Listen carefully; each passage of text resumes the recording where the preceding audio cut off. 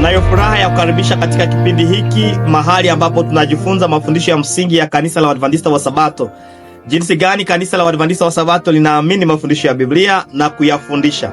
Leo tukukaribisha kwenye somo la 24 linalokuwa na kichwa kinachosema Le ministère du Christ dans les sanctuaires célestes. Le ministère du Christ dans les sanctuaires célestes. Tunaweza sema huduma ya Kristo katika hema ya mbinguni.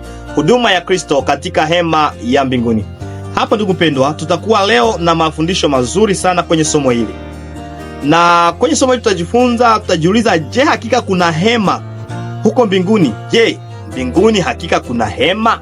Y a-t-il réellement un sanctuaire au ciel? Tutajifunza pia le 3 phases du ministère du Christ, ama awamu 3 za huduma ya Kristo. Na mwisho tutazungumza machache tu kuhusu hiyo Daniel sura ya 8 mstari wa 14 ambayo inazungumzia kutakaswa kwa patakatifu. Kutakaswa kwa patakatifu.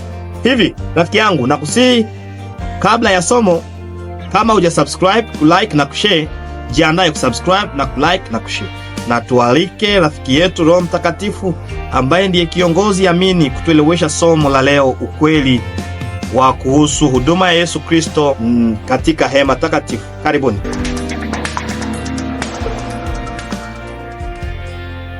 Okay, karibuni mara tena rafiki, tunakukaribisha mara tena kwenye somo la leo.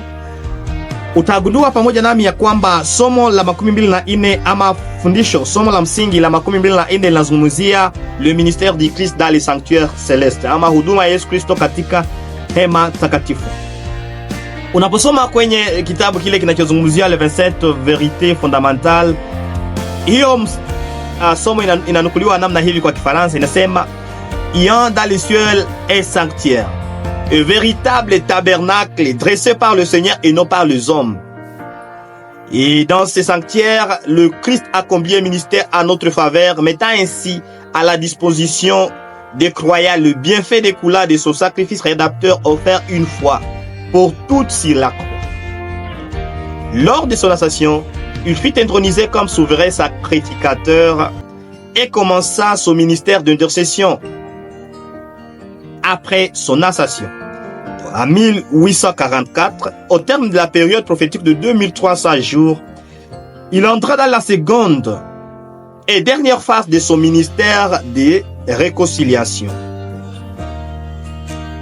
Celle-ci consiste à une instruction du jugement qui prépare l'élimination définitive du péché.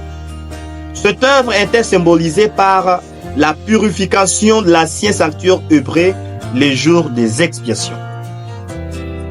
Au cours de cette cérémonie symbolique, les sanctuaires étaient purifiés avec le sang d'animaux sacrifiés, tandis que les réalités célestes sont purifiées par le sacrifice parfait du sang de Jésus-Christ. L'instruction du jugement révèle aux intelligences célestes que sont parmi les morts. L'instruction du jugement révèle aux intelligences célestes qu'elles sont parmi les morts ceux qui dorment en Christ et qui par conséquent sont jugés dignes à lui de participer à la première résurrection. Cette instruction du jugement fait aussi apparaître ceux qui, parmi les vivants, demeurent en Christ, gardant les commandements de Dieu et la foi en Jésus-Christ, et prêts par là même à lui, à être transmis et introduit dans son royaume éternel. Ce jugement réhabilite la justice de Dieu en suivant ceux qui croient en Jésus-Christ. Il proclame que ceux qui sont restés fidèles recevront le royaume. Et l'achèvement de ce ministère du Christ marquera l'expiation du temps de grâce de l'humanité avant la seconde venue. C'est de cette manière dont est stipulée la doctrine fondamentale 24. Nous voulons ainsi donc dire que l'histoire d'Israël ne s'arrête pas avec la mort et la résurrection du Christ. Son ascension attire nos regards vers le sanctuaire céleste et il officie pour nous à qualité de grand prêtre. Tuende kwenye swali la kwanza linalosema, je, hakika kunakuwa hema mbinguni? Y a-t-il réellement un sanctuaire au ciel? Hapo nitatoa mashairi, nitatoa vitu karibia vitano hivi vinavyotuelewesha ya kwamba hakika kunakuwa hema mbinguni. Kuna watu wengi wanasema no, mbinguni hapana hema, na ikiwepo ina kazi gani? Lakini kufuatana na mafungo haya ambayo nayatoa hapa, utaelewa ya kwamba wewe pamoja nami ya kwamba ndio kuna hema mbinguni. Kwa sababu gani nasema hivyo? Jambo la kwanza ni kwa sababu Mungu alimwonyesha Musa hema kwenye mlima ambayo ilikuwa ni mfano, donc modèle du sanctuaire ambayo ilikuwa mbinguni. Ukisoma kwenye kitabu kile kia Kutoka sura yake ni ya 15:9 hadi 14 na 16, 13 na Hesabu 8:4, utaona kwamba mfano hema ambayo Musa alijenga ilikuwa ni mfano ya hema iliyokuwa mbinguni. Jambo la pili, unaposoma kwenye Waebrania 8:1-2 inakuonyesha ya kwamba Yesu Kristo ndiye kuhani mkuu huko mbinguni katika hema ya mbinguni, ambamo ni hema ambayo haikujengwa na mikono ya mwanadamu. Jambo la tatu, Yohana pia aliona vinara 7, okay? Aliona chandelier, aliona l'autel de parfum, aliona pia vitu fulani ambavyo vilikuwa kwenye hema ya duniani na akaviona katika maono kwenye hema ya mbinguni. Hapo ukisoma kwenye kile kitabu cha Ufunuo sura yake ni 4 mstari wa 5, yale maneno yazungumuza utayapata hapo. Hata kwenye Ufunuo 8:3 aliona chandelier, autel de parfum ambavyo vilikuwa katika hema ya mbinguni. Okay. Jambo la nne, tunasema ya kwamba na tunaamini ya kwamba kuna hema huko mbinguni kwa sababu huyo Yohane Mojelea aliandika Ufunuo, aliona pia kitu kingine ambacho kinavutia sana. Donc Jean est allé jusqu'à voir l'arche de l'alliance. Aliona hata sanduku la agano katika mahali patakatifu huko mbinguni. Ukisoma kwenye kile kitabu ni kia Ufunuo sura yake ni ya 11:19. Na jambo la mwisho la 5, Isaya pia nabii aliona Bwana katika kile kiti yake kia enzi, na aliona malaika wakimwabudu wa serafi. Kwenye Isaya 6:1-2 inaonyesha kwamba kuna hema huko mbinguni. Jambo la pili ambalo tuzungumuzie le 3 phases du ministère de Christ, awamu 3 za huduma ya Yesu Kristo. Les 3 phases du ministère du Christ. Donc le sanctuaire illustrait 3 phases du ministère du Christ. Phase ya kwanza, c'était le sacrifice de substitution. OK? Donc mourir à la place de quelqu'un d'autre, ama kufa kwa niaba ya mtu mwingine. Jambo la pili lilikuwa la médiation, tunaweza sema upatanisho, ou intercession du prêtre. Na jambo la mwisho lilikuwa le jugement final, ama hukumu. Tuzungumuzie kwanza jambo tumeita le sacrifice de substitution ama kafara. Okay? Hapo tunaona kondoo inachinjwa kwa niaba ya mwenye zambi.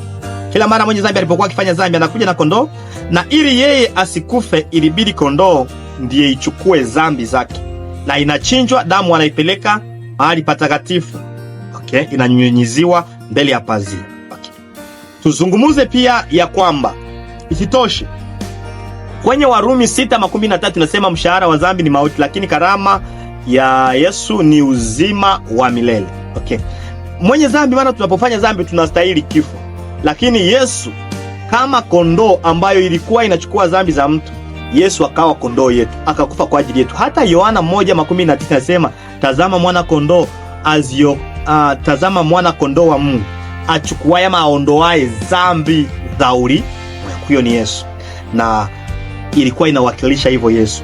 Jambo la pili, deuxième phase, donc awamu ya pili ya huduma ya Yesu ambayo ilionekana pia kwenye hema, la médiation du prêtre ama upatanisho wa kuhani. Okay. Kila mara wakati mtu alipokuwa akifanya dhambi, baada ya kuchinja kondoo, kuhani alikuwa anachukua hiyo damu anaingia katika hema, okay, kwa ajili ya kupatanisha mtu na Mungu. Na ni kazi ambayo Yesu ameifanya. Baada ya kufa kwa ajili yako na kwangu katika dunia hii, anaenda mbinguni, amepaa mbinguni ili kwamba atupatanishe, anipatanishe pamoja na Baba, sababu kafara yake imekubalika. Hiyo unaweza kuisoma kwenye Waefeso 2:18, Waebrania 4:14 hadi 16, Waebrania 7:15. Unaweza kuipata hata pia kwenye Waebrania 10:19 hadi 22. Tuzungumzie jambo la tatu, awamu ya tatu, ambayo ilikuwa ni jugement final ama hukumu ya mwisho. Elewa katika kazi ya, katika hema kwamba kila siku kuhani alikuwa anaingia mahali patakatifu, lakini mara moja kwa mwaka alikuwa anaingia mahali patakatifu mno. Kwa ajili ya nini? Kwa ajili ya kutakasa patakatifu, donc pour la purification du sanctuaire. Hiyo zambi, hiyo damu ambayo ilikuwa inanyunyiziwa mbele ya pazia siku baada ya siku, siku baada ya siku, ilikuwa inafanya pazia istahili kusafishwa. Na ni hiyo kazi ambayo Yesu ameifanya pia. Ameingia alipopaa mbinguni baada ya kifo chake, akaingia kwenye kazi. Na kwa sehemu fulani kuanzia mwaka 1844 akaanza hiyo kazi katika mahali patakatifu mno. Nini kilikuwa kikitokea hiyo wakati kuhani iko mahali patakatifu mno? Watu wa Israeli walikuwa wanazunguka kambi, wanajiombea, wanaomba, kwa sababu kuhani mkuu anakuwa mahali patakatifu mno. Akiondoka hapo ni either umesamehewa milele ama utapotea milele usipokuwa umeungama. Hivi mahali Yesu yuko saizi ni kwa ajili ya kuombea na kwa ajili ya kuniombea. Wakati wangu na wako hayungalikuwa tena wa kutenda dhambi. Ungalikuwa wa kufikiria kwa maisha yangu, nafikiria najuta, naungama, naishi maisha ya utakaso, ili kwamba kuhani akitoka humo kesi yangu iwe imemalizika vizuri, niwe nimestahili vizuri sana. Na alipokuwa akitokea kulikuwa, nizungumzie book mbili, okay? Bwana ndume sijui mbili nitasema hivyo. The book, moja kwa ajili ya Mungu na nyingine kwa ajili ya Azazel. Hiyo ilikuwa kwa ajili ya Mungu, walikuwa na alikuwa anaungama dhambi za watu na Waisraeli wote katika mwaka mzima, na anazibebesha hiyo kondoo, na ilikuwa ikichinjwa, na hiyo damu anaingiza pahali patakatifu mno, okay? Lakini alipokuwa akiondoka, dhambi zingine, ni kusema dhambi wanaziweka tena kwa hiyo kondoo, kwa hiyo book ambayo ilikuwa ya Azazel. Na baada ya kutransferi dhambi zote kwa hiyo, ili dhambi sionekane tena, kuonesha kwamba imefukuziwa definitivement na dhambi imeondolewa hakika, walikuwa wanafukuza hiyo book na kuikimbiza sana kwenye jangwa, ili hiyo dhambi sionekane tena, na mtu aliyekuwa anaisukuma ilikuwa akija anaanza kujitakasa. Ni sawasawa na kile ambacho kitafanyika wakati Yesu yuko pahali patakatifu mno siku hizi, akikuombea na akiniombea. Leo ni muda wako na kwangu wa kujitakasa, mara atakaporudi kutuchukua tuende na yeye mbinguni, kwa sababu siku hizi anakuwa pale kwenye judgment investigative ya upelelezi, kuangalia wale waliofariki aliishi namna gani, na kwa sisi ambao tuko hai tunaishi namna gani, nani anastahili kuokolewa, nani amekataa wokovu, okay? Mara atakapokuja atachukua sisi watakatifu, naenda na yeye mbinguni kwa miaka 1000, na kwa hiyo miaka 1000 shetani anabaki mwenyewe, kama hiyo book emissaire ambayo ilikuwa kwenye jangwa, anabaki mwenyewe. Na baadaye sasa tunashuka baada ya miaka 1000 kwa ajili ya kusafisha sasa dunia. Shetani anaunguzwa na waovu wote na dunia inatakaswa. Hiyo ndio kitu ambacho Yesu atakifanya. Tuzungumzie jambo la mwisho ambayo ni tunaweza sema ni ile ambayo ni troisième element yenye tunaizungumzia leo, ni Daniel 8:14 ambayo ni kutakaswa patakatifu. Kwenye Daniel 8:14 utasikia anasema, et il me dit 2300 soirs ce matin puis le sanctuaire sera purifié. Huu ni unabii mkuu ambao nitakuja na video ya kuzungumzia tu 2300 soirs ce matin.